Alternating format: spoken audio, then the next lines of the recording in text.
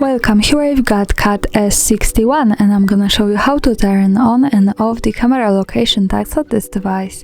So at first we have to tap on the camera button to open it, and for now we are in the standard photo mode. From here let's go to the right corner. When we tap to this button we get access to advanced camera options. At the second place we have GPS location option, so it allows us to save the information about the place where we take a picture in the details about it. By tapping on it we can decide to turn it off and on as we need.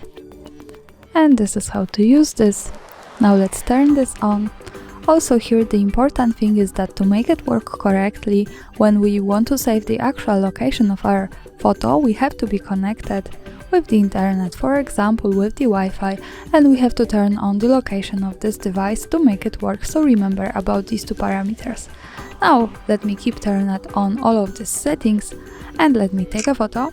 To see it, let's move to the left corner at the bottom to the button that follows us straight to the gallery. So this is our picture, and now let's move to the right corner. Here we can pick the details or show it on map.